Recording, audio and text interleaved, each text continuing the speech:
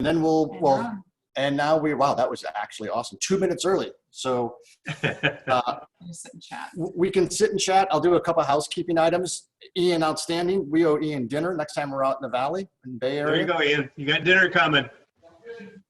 But for those of you at home, George and I are going to chat a little bit before the 7 o'clock hour, which gives me 90 seconds to tell you to not adjust your computer screen because the color is fine. It is I that am washed out. I'm wearing a shirt that I referred to as Lavendale. It's kind of like a lavender pale gray.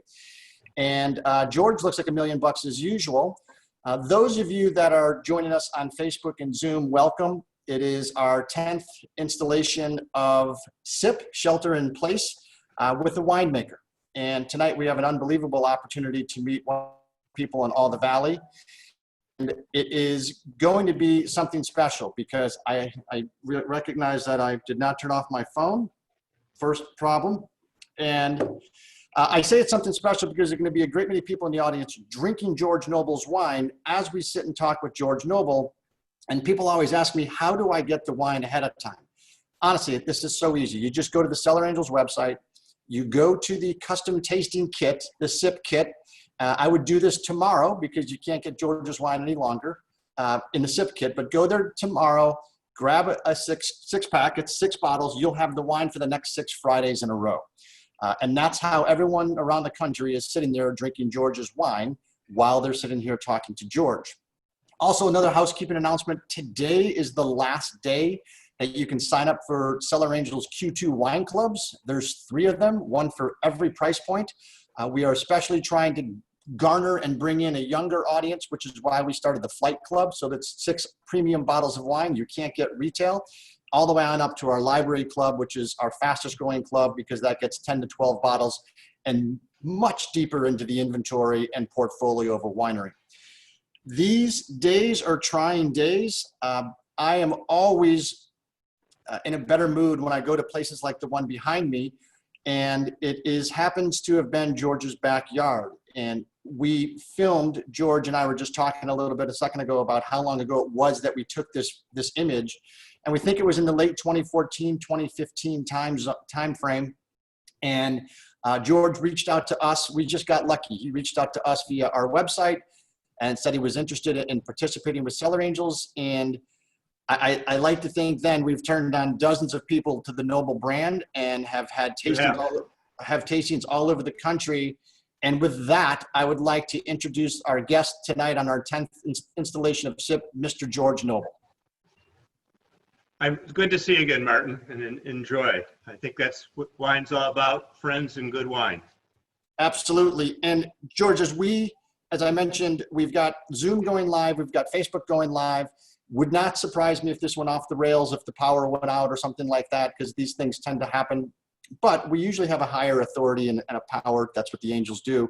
And we'll get it back on track in a second. I will be reading questions that come up on the right-hand side as they appear. Guests will be jumping in and saluting you. But as we begin, I want to talk a little bit about kind of a story of which I'm familiar, but not everyone may be familiar with. And I want to go well before Napa. So well before the 90s, where did you grow up? Your elementary, grade school, high school, college years. Where did that? Not too far from where you're living now, an area called DeKalb, Illinois. Okay, so you were born and raised in DeKalb. Correct. After DeKalb, my father was a chef, so I learned the food and beverage. Started with him. At one point, I could cut down a hind quarter of beef, make soups from stock, and I ended up then going to the Quad Cities after a couple of years of college, and I worked with, it was called the Boar's Head, and Hungry Hunter, and Tortilla Flats, and a restaurant called The Dock in Davenport. They were owned by Ralston Purina. So I did that all before I was married, and then I married a lovely young lady from, turned out she was birthplace Chicago, but went to school at Northern, and then we got married and moved to South Bend, Indiana for a while, did the restaurants, and then her father had some health issues, so I went from food and restaurants and learning a little bit about wine. It was but my brief beginning of wine learning. And then I moved to the dog food business. Her So let me father was- back up a second. Ralston Purina owned a restaurant? They owned a small chain at one time. And at one point, it was 25% of their corporate profits. We were Holy like, smoke. yeah, and then after NBA said it doesn't fit with your core business, which was after I got out, some of my friends did very well by buying these, existing, I think they had close to 30 restaurants at the time, all over the country. They were kind of the big fish in the small pond. They did a lot of the mediums, the Peorias, the Cedar Rapids, Right. the suburbs, and not the downtown rent areas. But so they did that for, I think they were only in it for about 3 years. But Okay. they had a big growth section that said they got up to 1 quarter, we were 25% of their profits. Let me also pause right there for a second because I need you to look into the camera and say hello to Jeff and Jane Greasy. Oh, And they are enormous fans of Mr. Noble. I've had the privilege of having lunch with them. Absolutely. Which I really miss. With this Corona, just for 90 days, I had nothing to do but grow hair in my face, There are worse things.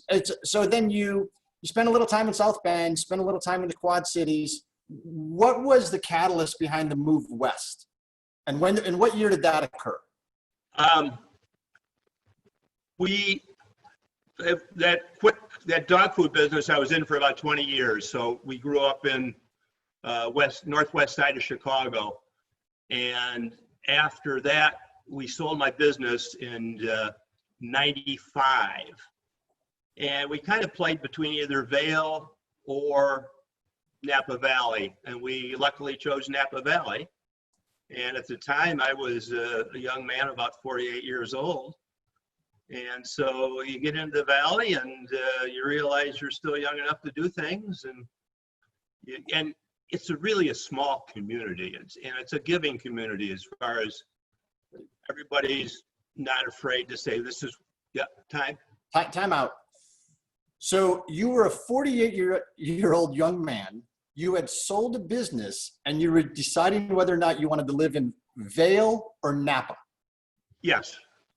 I'd like to apologize to my co-founder at the company at Cellar Angels, Denise, because I am clearly doing something wrong. No, you're not. You have a lovely wife and a great business and a lot of friends. She is over the monitor giving me a one-finger salute for, I don't know what that means. But I also want to say, it's funny because Colorado, we've got a lot of Angels in Colorado, and many of them will probably be on this evening, especially the Mannings. Debbie Long says hello. Julie Fogarty says hello. And they are also big fans of the Noble Admiration Club, I should say. Wow. So 48 years of age, and you're kind of making a determination between Vail and Napa. That's a coin flip, in my opinion. Two absolute. Yeah, well, it turned out my wife ended up getting altitude sickness on a fairly regular basis. We come into town, and all of a sudden, she'd ski off the side of the mountain. And then, really one day it happened. And luckily we weren't in any place really dangerous. So after going to seeing the doctor, he said, it'll happen some of the time and it won't happen others. And some people get used to it, some people do not. So we decided maybe we want to go where the food and the wine is. So we've been to Napa several times to the wine auction back before it was really the wine auction in the late 80s, I guess it was. And back when the normal people could kind of afford it. It's gotten to be it's a great event, and they raise $20 million to support the people in Napa Valley, the workers, the Boy Scouts, the Girl Scouts. They really spend the money well for the Valley. So it's really neat that they can do that. And I think it's interesting, you're right, and Auction Napa Valley does amazing work and does it every year, and they raise just insane amounts of of much needed funding. And I also want to say hello to Kim Rice, who was on, who you had lunch with, I believe, at Yes. Brasswood.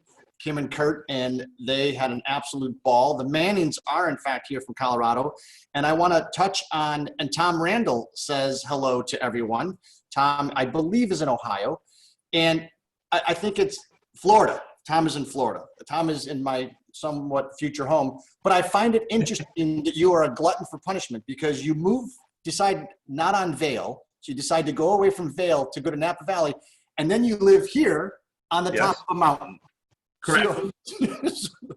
So interesting. That's an interesting choice of location. Well, I guess they both have some vertical drop. Yes. I can tell you, when I was at this property, as I said, 5 years ago, to sit down with George, and I encourage you to go to the Cellar Angels website and look at the Noble video that's on right now, and look at just, all you have to do is look at the freeze frame that is the opening shot of the video. And there you will see George. You will see the backdrop of the scenery. You will see George with a crystal decanter and the gracious hospitality that is persona non grata. It is unbelievable what Mr. Noble will do for you when you come visit. By the way, it's George. It's not Mr. Noble. It is George.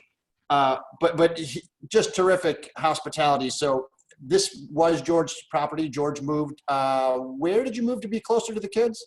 We're right across the street we're in Davis, California. Okay. Just about 10 miles out of Sacramento. And the kids are right across the street from us. Grandma is really happy, and I'm happy too. My son-in-law helped us, as you know, set up tonight. So Yes. So that's nice to have the tech support I need, I guess. So in the late 80s, early 90s, you're kind of figuring out what you want to do when you grow up, and you're in Napa, and Correct. you might as well give this wine thing a try. Apparently, Okay. that's what this valley is Well, known it's kind of for. like that. It started out in Napa. I guess the sport was bocce. I mean, everybody plays bocce because it's like bowling. It's a good drinking game. And so on Friday nights, we'd be there, and you'd have winemakers on one side of you. You'd have grape growers on the other side of you, and you have people that own small vineyards on the other side of you. It was just really a social, neat way to meet people. And my first real foray into the wine was this lady who had just been divorced a couple years, kind of was coming up, and she just wasn't her bubbly self. We said, "What's wrong?" And she said, "Well, I just had somebody drop out on my grape contract." And she only had 2 acres, but you know, it was a bummer that they dropped out. And I said, "Well, why they dropped out?" And she says, "Well, it was Merlot." And this was just after Sideways. Ah. So she basically said he'd take it for free. And we said, "Well, you know, that's not right. You know, if somebody had a contract with you, they should honor but he wasn't going to honor the contract. He's like, "You just can't sell it." You know, and so our group got together and we decided that we were going to make wine. We had a friend of mine, Tom Vince from New York City, kind of a Renaissance man, you know, a few years older than I am actually, but his grandfather showed him how to make wine. So between his grandfather and what turned out to be my winemaker, Dave Lattin, you know, every time we had a problem, got stuck on an issue, we'd call up Dave, and he kind of, because we played bocce against him, he'd whisper into his ear, "Here's what we do." So we made this Merlot, and it was okay. What year? What year was that? That was probably about 2001, maybe 2000, right in there. Okay. Maybe probably one or two. So we made it. It wasn't quite right. We called Dave, and he said, you know, and we brought him a sample one night to bocce. He said, "This is where we're at after, you know, a year and a half." And he said, "You need something a little more structure to it." And it was, "Well, we'll get something cheap." He said, "Well, you're not going to sell it, are you?" And we said, "No, this is just, we're going to split it among the group." Because our bocce group was about 7 different couples at the time, when we all picked it ourselves and did everything by hand, kind of the old way. We did rent a distemmer, so we didn't have to jump in the grapes and crush them that way. But so at that point, Dave says, "Well, you might go over, there's some Petite Syrah over by Sacramento, by the Delta. He said, a guy was trying to sell some to me, but I don't really need it. So you might go see if he'd sell you a barrel or two. So we went over and ended up bought 2 barrels of Petite Syrah, came back and had a blending party with our group, and it wound out turned pretty well. So about 2 years later, that was really fun, and the wine was pretty good, and it was just the fun of doing it. But plus, you're right. I mean, you're doing something, right? You're semi-retired. You're in this environment of just absolute majestic beauty. It's the most fertile grape growing region in the world. Dave Mitchell was there. Yeah, you're playing. And Bocce again. There we are, Bocce. Dave Mitchell, who is one of the chief growers for Andy Beckstoffer, was saying, boy, we got grapes this year. We got grapes everywhere. It was 2003. And I said, geez, that'd be fun to make some wine. So I said, could I buy a couple tons? He quoted me a price. I said, well, he said, yeah. Another guy was there and said, you want to make it at my place? So I said, well, how much per ton? He said, okay, we'll do it there. So we made 2003 through picking up from Beckstoffer and another gentleman that happened to be there. And the 3 wasn't a great year. It was an okay year. But I decided, well, I'm going to do this again in 2004. But this was, like I say, I really enjoyed it. And in 2003, I was very hands-on. I was, picking all the foreign materials out of the, open vat. And I was, hands-on. So 2004, I bought, some Beckstoffer fruit. By this time, Dave and I had formed a better relationship. We were riding bikes together and playing a little tennis and bocce against each other. And Pat Coletto was my next door neighbor, right down the hill from you, to your right shoulder. Exactly. and so Pat said, well, make it at my place. So as of 2004, we started making our wines at Coletto's, and we've made them there ever since.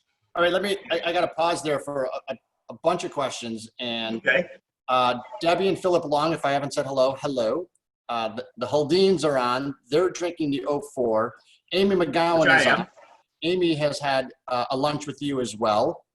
And Denise and I are drinking the 06. And there it is. That looks good.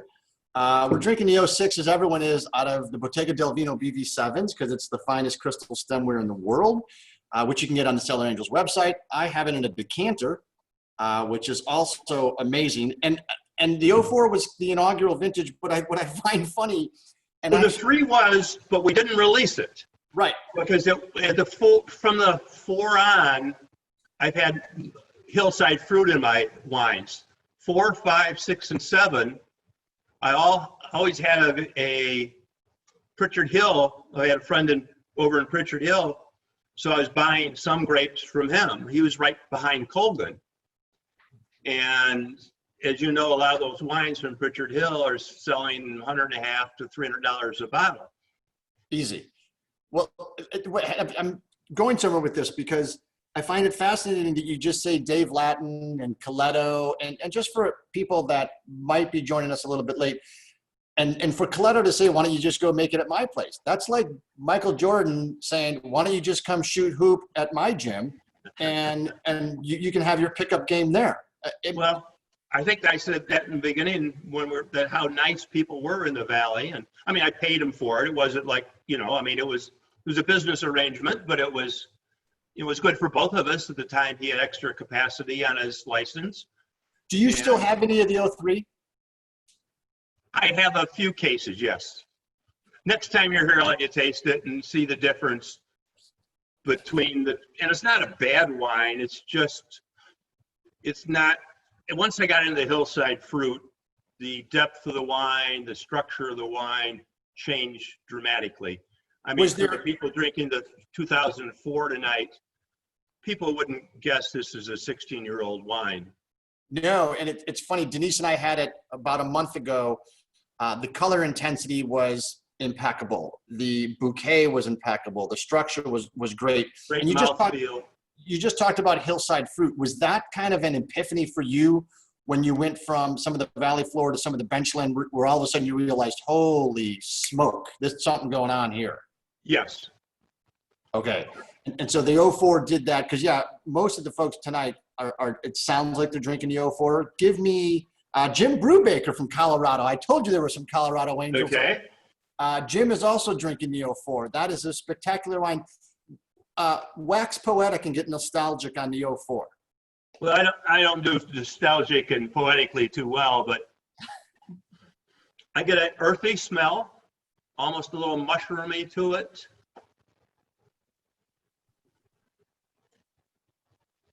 I don't do lavender too well, so that's okay. We don't. I get a nice balanced tannins, fruit, long finish, good mouthfeel. And I'm pleasantly surprised it's lasted 16 years this well, and it's between the French oak and the small batches and the hillside fruit and Dave Latin, I'm very happy with the wine. I think you should be, and it's a testament to what you just described. Impeccable fruit sources, a winery or a winemaker that has kind of a minimalist approach, and he wants to get the best expression from the source. Right. And that's kind of Dave's claim to fame. But also, I think it's a really interesting perspective, because there's been a knock on Napa Cabernet for the better part of 7 to 10 years that it doesn't age well. Correct. And I don't know if people have ever tasted, a Heights Vineyard from the 70s or any of those noteworthy wines that kind of put Napa on the map. And maybe there was a transition to a little bit of higher extraction, more alcohol and stuff like that caused them not to age well.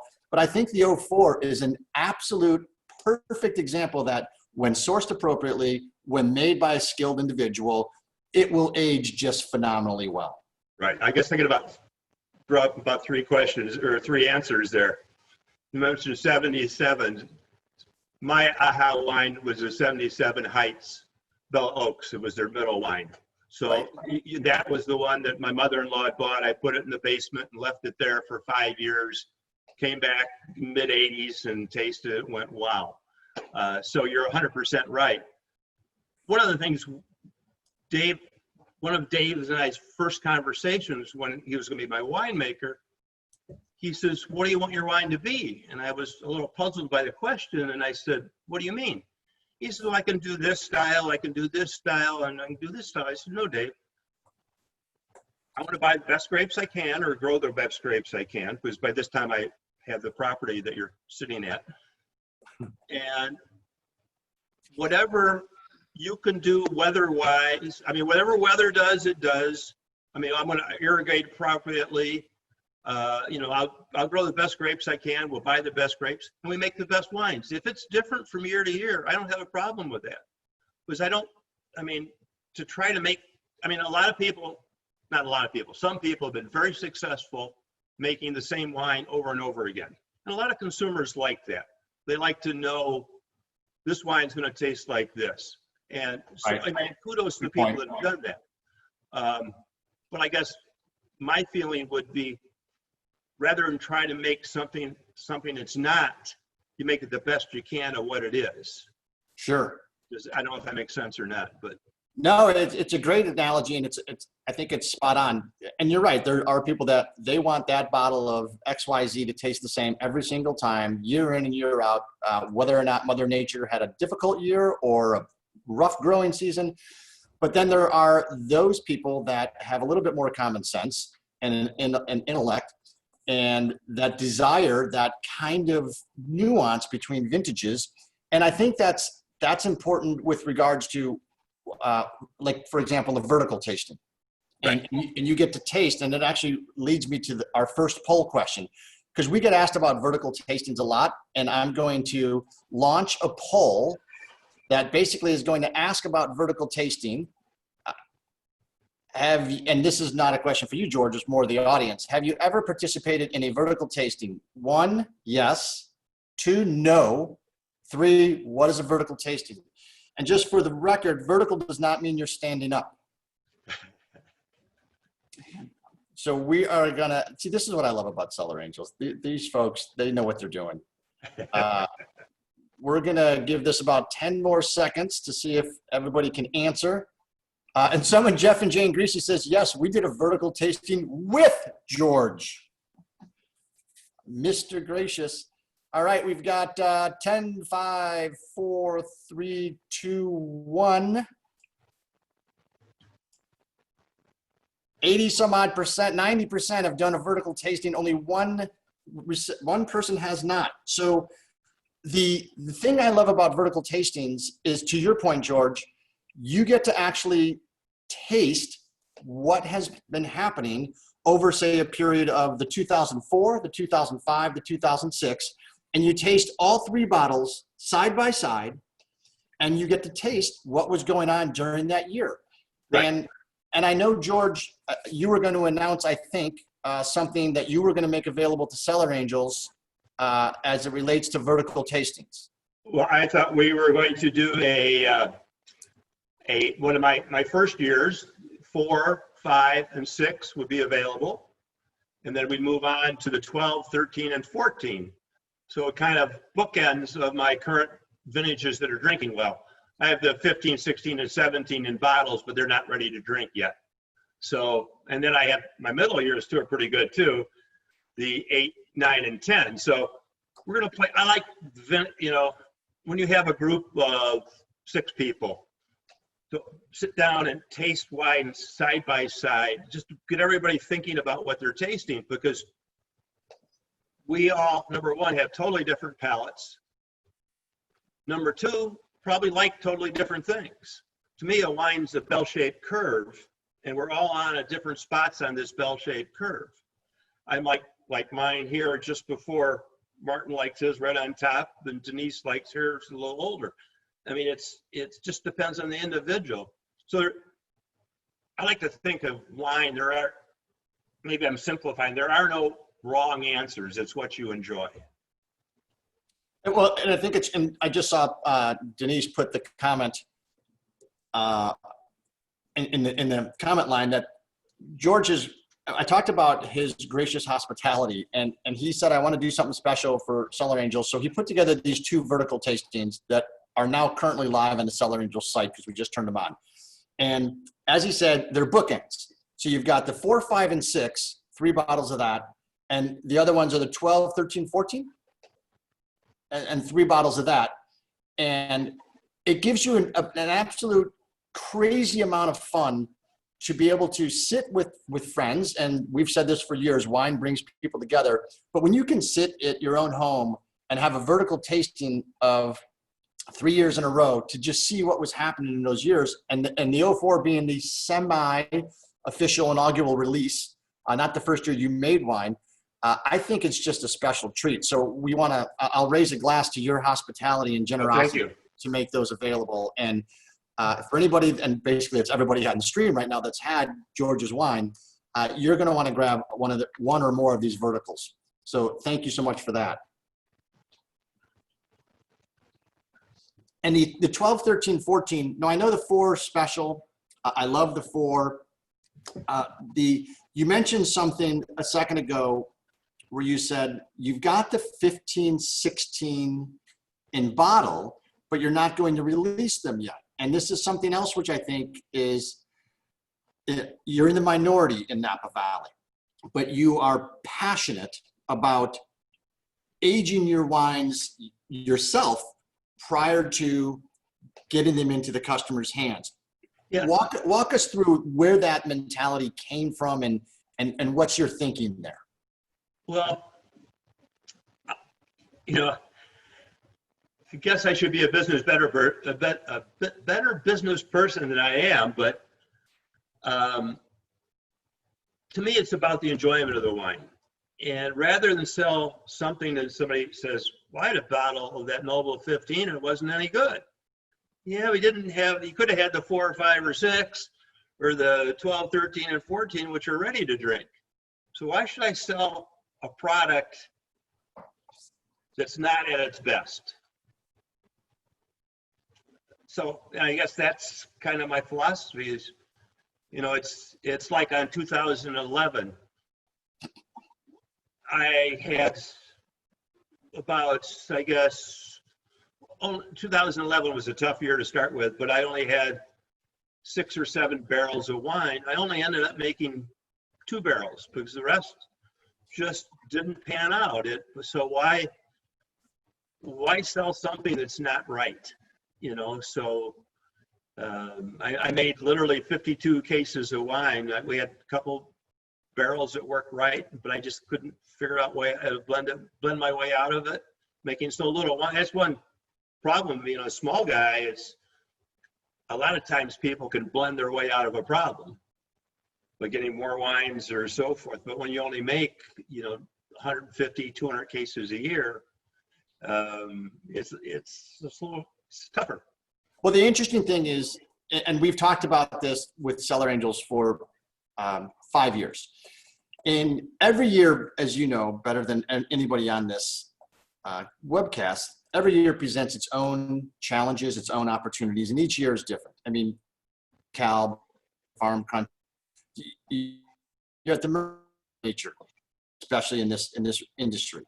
And 2011 was a very challenging year. However, there were some exceptional wines made in 2011, and the media, the wine media, initially maligned that vintage. And they've now gone back in several instances of several of the more reputable magazines and critics, and they've actually kind of done an about face going, okay, there's some great wines that were made. And 8 was almost the same way. Right, exactly. My 8 now is just incredible. You know, I'm very happy with my 8 also, I might add. From what I've seen, though, most of the 11s that were noteworthy, that survived that litmus test of a negative media bash, came from benchland or mountain fruit. Okay. So you've got. And that's one thing about the valley too. It's so different. So the climates from my mountain where you're sitting at, you got Lake Hennessy right behind you, and you get this nice cooling wind that blows up there. So when it's 100 and plus in the valley, I might be 85 in a nice cool breeze, keeping my grapes down, so I can cut my canopy back a little. Your 2006 you're drinking, you can kind of almost taste that raisiny flavor. We had a huge heat wave come in just a week or two before pick. And if you didn't have a canopy on your grapes, you just got burnt. But we luckily had enough canopy where I think our grapes did pretty well, but you can still almost taste a little raisiny background to it. There's some cook there. There's a hint, but there's still some, and I can still feel the tannin. So this is the six. This is the 6, and I'm still feeling the tannin. Right. So we could lay down a little bit more. Again, another testament to the ageability of your wines. And I think if there's anybody I wanted to consult that's currently on the stream about ageability, it would probably be Kim Rice, because Kim loves older Cabernets from Napa, and she's fastidious might be a strong word, but she is a passionate person where she has a rule. I'm not drinking anything that's not 6 years or older. And so these wines, and by the way, she had lunch with you, her and Kurt had lunch. Why should I sell her a wine that's younger than 6 years if she can get it from me in 6 years? Yep. So there was no old world influence like Spain or anything like that, where they hold on to their wines and the Grand Reserves for that long, or they age them in barrel for a certain period of time? What would seem to work for us, most people are on a 2-year cycle. Right. They literally pick their grapes, make the wine, age the wine. That's 15 months roughly. And if you're lucky, they keep it in the barrel a year and a half. We're probably on a 3-year cycle on an average, and it depends on the wine a little bit. Because what we would do is we wouldn't over oak it. We go into 50% new only, where some people are, brag about being 70 or 100%. Well, I think that got some of these wines ready to drink early, but between the extra fruit in them and putting all that oak in right away, I don't think they balanced out as well as kind of the, you know, the tortoise effect, I guess, you know, just kind of a little here and there. I want to raise a glass to Judd Wallenbrock. Judd is on our Facebook stream. I don't know if you know Judd. He's been in the Valley, I think, just a year now. Actually, Judd is, I believe, CEO of Krug and has been in the Valley 40 years, Charles Krug. Right. And also has a little bit of Chicago roots and just a terrific gentleman. So it's funny because it kind of harkens back to what you were saying earlier, where you're playing bocce with people. You're sitting there commiserating. And that, I think, is one of the magical aspects of that valley. And it is an area to where there's a genuine appreciation for the art of fine dining and fine wine that is not, it's not all pomp and circumstance, because I can have lunch with you at Brasswood or at Meadowood or back in the day at Travaigny and say, hey, George, this was an amazing lunch. We've got about an hour left. Where should I go taste? And you will literally pick up the phone or try to call someone and say, here's who I think you should do. That's a neat aspect of that industry that I think a rising tide raises all boats. And now I know you've got some haunting statistics with regards to the COVID virus and everything, or COVID-19 that's kind of hit the wine industry as a whole. It's nice to see that they're starting to roll back some of the things and some tasting. But it's going to be, yeah. You know, I guess it's going to be a while, unfortunately, before we're back to normal. And I think it's really decimating some of these smaller wineries. By smaller, I mean 5,000 cases or less. As of last week, before the virus started, there's 100 wine companies that used to do 65% of the business in the United States. And that 100 wineries, as of yesterday, when I got my Nielsen numbers, they were now doing 70%. So in 90 days, they took 5% of the overall wine business. Those guys under 5,000 cases, they've let half their employees go, and they've averaged loss of $76,000 in 90 days. So, I mean, the good news, people are drinking more wine. The bad news is they're not getting it from the smaller wineries. And even the online sales, the dollar amount has dropped 25% over that 90-day period. Well, So, and it's nice to have a Cellar Angels that'll go out and represent us little guys. So I want to thank you, Martin, and you and Denise, because it makes a difference having our smaller brands be recognized, I guess. And I really look forward, though, to sitting down with my friends and having lunch again.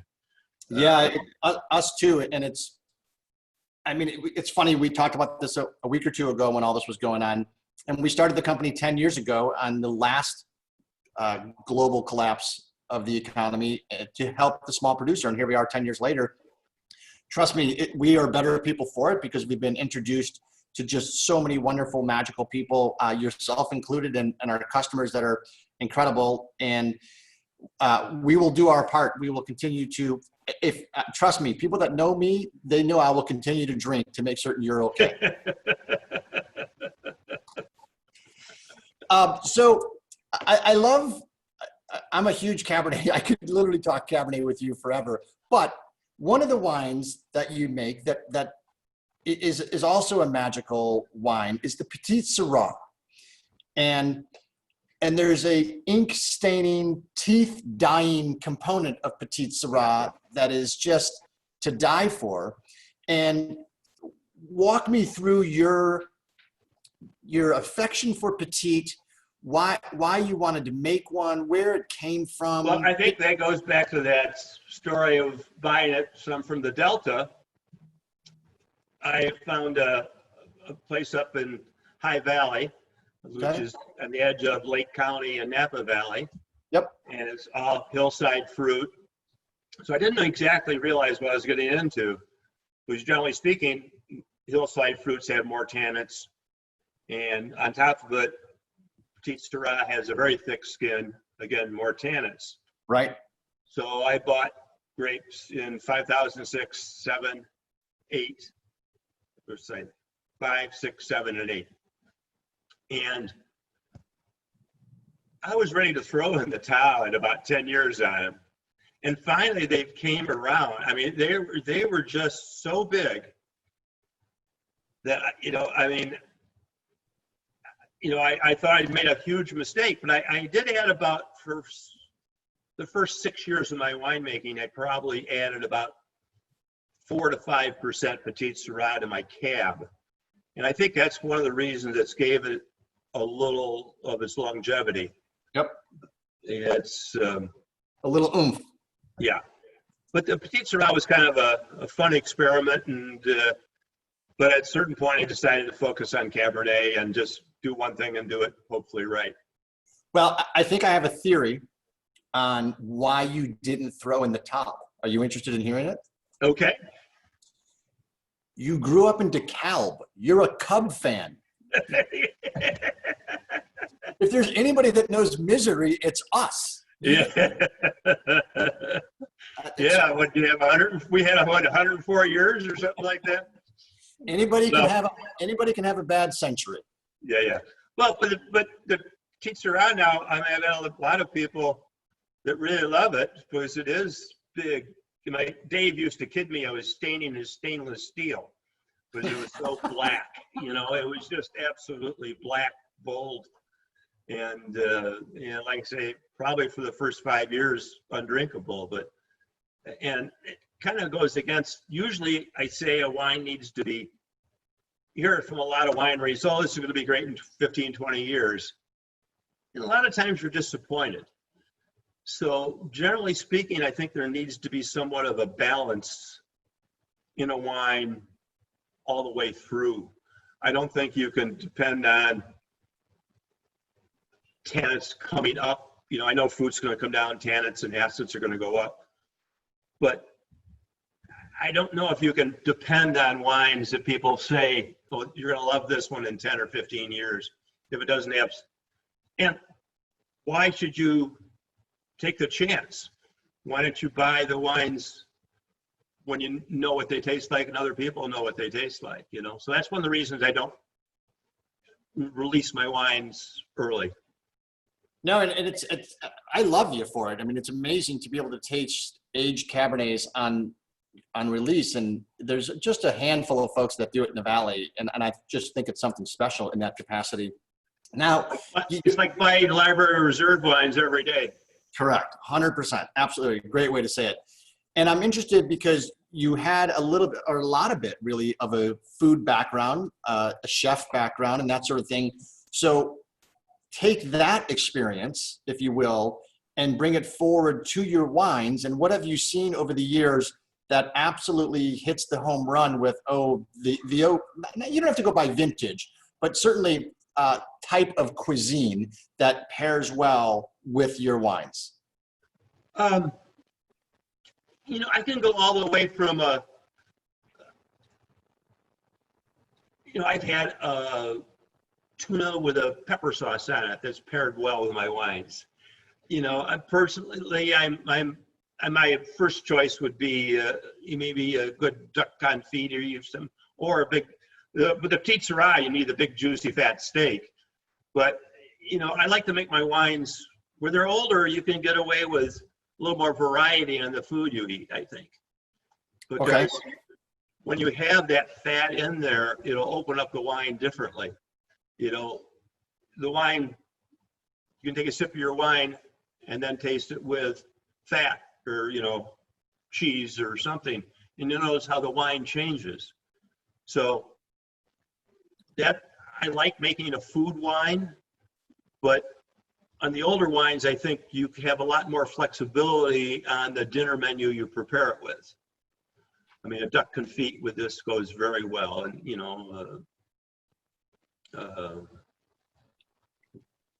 I can't think too many things that don't go very well with it, but that's. I know, I like it. It's funny because I've had the pleasure of sitting with you a couple of occasions, and you're right. The versatility of the wine, I think, is one of its remarkable attributes, wherein it pairs well with a variety of cheeses. It pairs well with a variety of olives, tapenade. I know when Denise and I were with you at Brasswood, and that's the second time I've plugged Brasswood without a fee, that, we had breads, we had flatbreads, we had some pasta, we had a couple different side dishes, and everything was just singing beautifully. And so I think part of the idea with the vertical too, one wine would taste better with one combination. And it was fun to kind of see which wine tasted better with the pasta, which wine tasted better with the meat dish. So it's kind of, and that's kind of one of the exercises I do with my guests when we have lunch, is I generally ask them if, we do a quick look at the wines, smell the wines, look at the colors, look at, we go through what you would look at as a wine, and then we'll sip through them, and I'll say, what's your favorite wine? And so I'd ask them to tell me what their favorite wines were. And then halfway through the dinner, I'd say, what's your favorite wine? And at the end of the dinner, I'd say, what's your favorite wine? Can I have an order, please? But, it was fun just to see how the wines changed, and they went back and forth with what they were eating and the oxidation of the wine. So, verticals are fun. Yeah, verticals are great fun. And a big hello to a good friend of ours on Facebook, Jim Morris. Very nice to see you, sir. Have you ever, George, do you ever take the show on the road? I almost went to Texas once, but we got into this coronavirus thing. It's kind of all bets are off right now. If I had an opportunity, I have no problem, going somewhere and enjoying wine with new people. So that's not an issue for me. Okay. So if the Mannings and the Brew Breakers in California, or in Colorado rather, can charter a private jet, you'd be okay to? Yes. Jim, I know you have some clients that can take care of that. So we've got to figure this out. We've got to get, because he almost lived in Vail. So we've got to get George. I wouldn't mind going out there once this travel. That'd be a great way to spend a day or two meeting that, like I say, I enjoy. It's kind of like, as we're finishing lunch, I'll say, I've got a pretty nice office, don't I? This is my quote unquote, there, even, Brasswood, Meadowwood, that's where I do my business. It's with people at a dinner table. And it's just a lot of fun. Tell me, it's interesting. You've now been making wine for almost 20 years, and it's a crazy industry. And tell me, just compare and contrast, because you had one whole career and sold your business. Now you've had basically another career. 20 years is no small feat. Walk me through some of the most rewarding aspects of this wine passion. Talk to me about that. Well, I think it's being with other like-minded individuals. It's meeting you who enjoys what you're, you obviously enjoy what you're doing, right? We love it. I mean, a lot of red numbers, but we love it. Yeah. Everything can't be perfect, Martin. Exactly.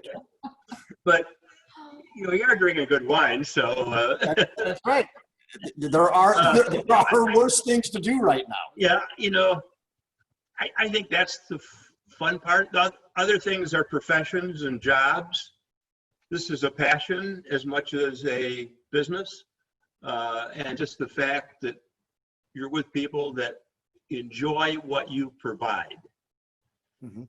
You're providing, I guess, a service in a way, not that other people aren't doing the same service, but this is something that you enjoy, they enjoy. It's it's like-minded individuals. I love it. Anything from a standpoint of that you would like to change in the wine industry, that famous Capgemini consulting question from the 80s or so, where if you could wave a magic wand and fix something, what would you fix? Oh, boy, I don't know where to start on this one. I guess it's probably, if you ask most people, I don't know. Geez. Okay, think about that. I've got another question for the audience. Okay. So think about that, and Okay. I want to poll the audience. All right, so if you were paying attention, and that's a big if, George holds back the release of noble wines because, and you can pick all that apply. I'm one person, and this takes years to get this stuff bottled and packed. Allowing greater time to age assures optimal drinkability upon release. And by the way, drinkability, I'm not even certain is a word. This is an old world process for a new world region. And I still marvel at, and Denise and I talk about this often with regards to the insanity of a lot of wineries that, like, what is it, 2020 right now?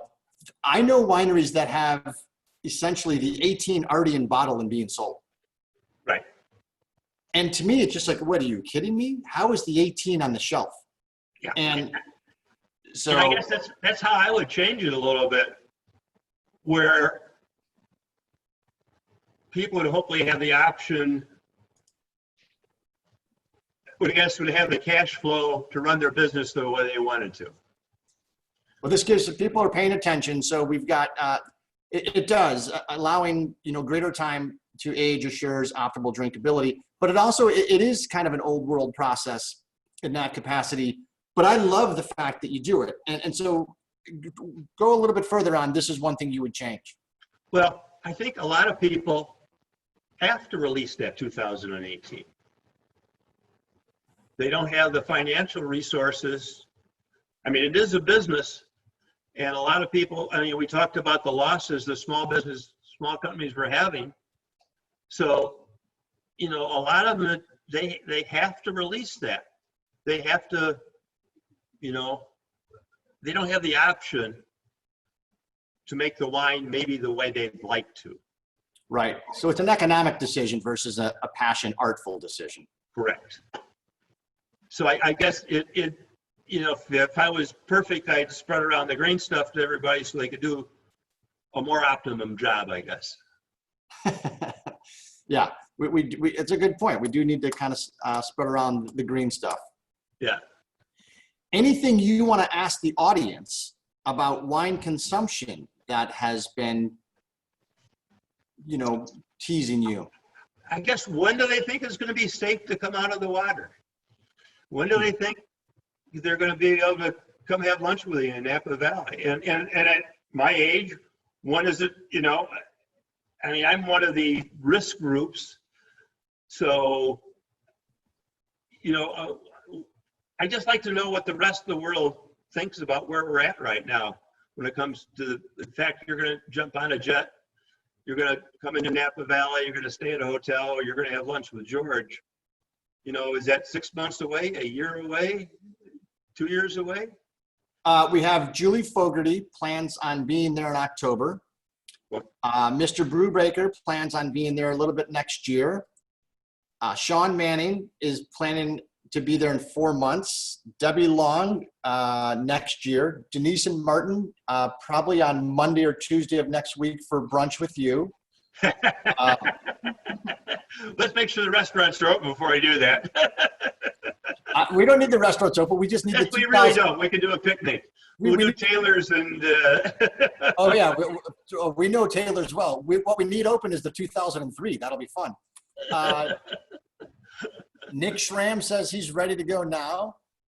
There's a couple of folks that actually had to cancel trips, which is Yeah, unfortunate. I've had several trips canceled that I was looking forward to, some old friends and some new friends coming in, and you know, just couldn't do it.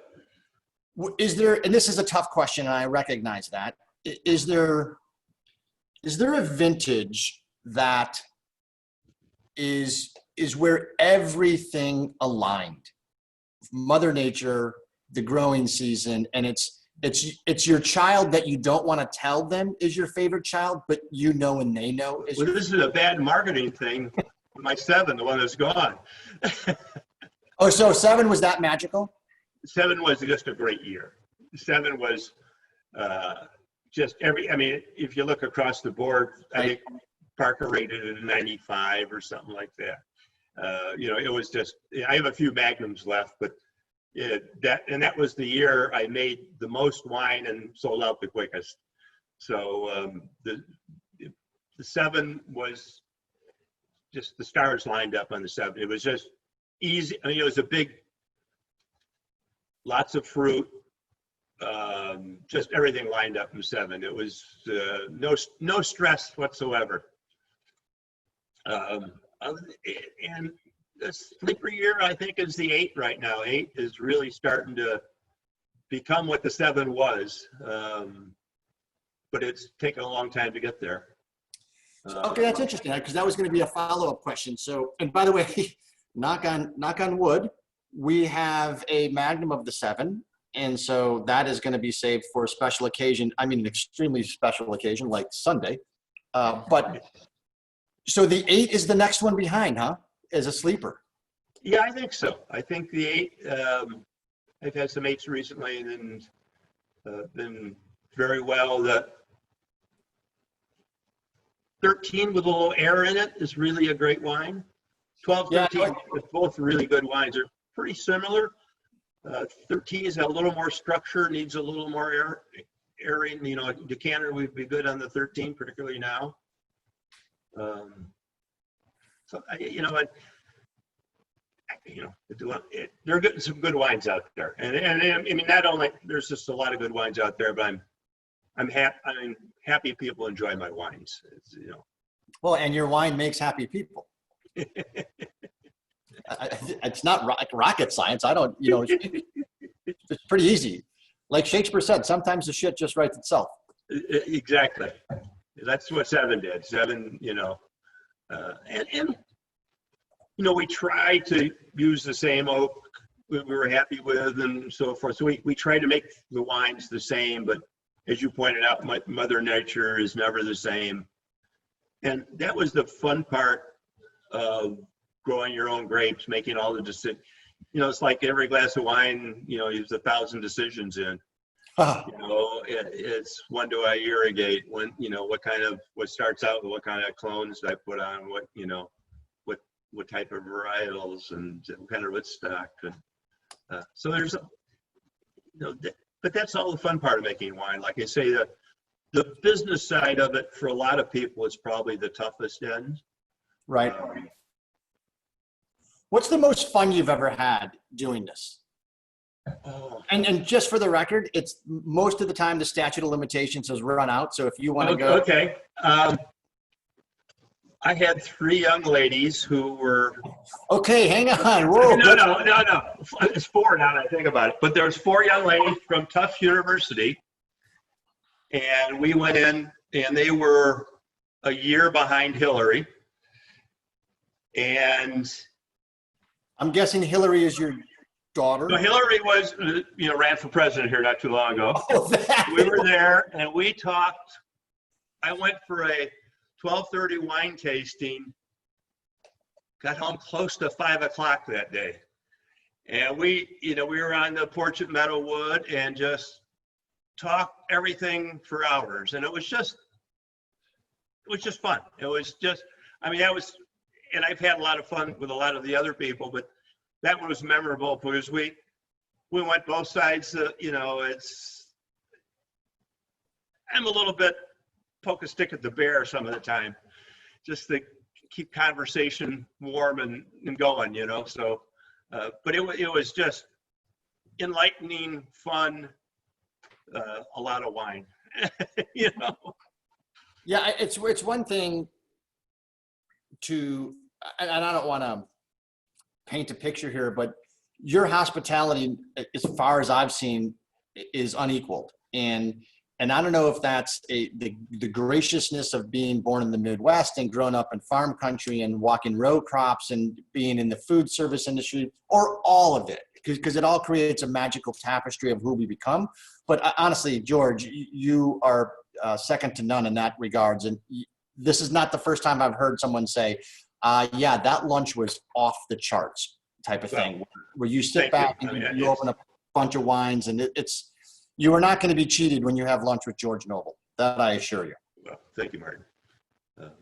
And again, it's my office. That's what I do to get out of the house, you know. That's it. That's what I do to get out of the house. I love it. And by the way, getting out of the house, I mean, that was the house, and I know you moved, but I can tell you that was a white knuckle drive up to your driveway. Yeah. And quite interesting. I want to raise a glass to you, to the audience, to everyone staying safe. And I do want to let people know that we have a brand new charity partner that we partnered with about 12 days or so ago, called Save the Family Farms.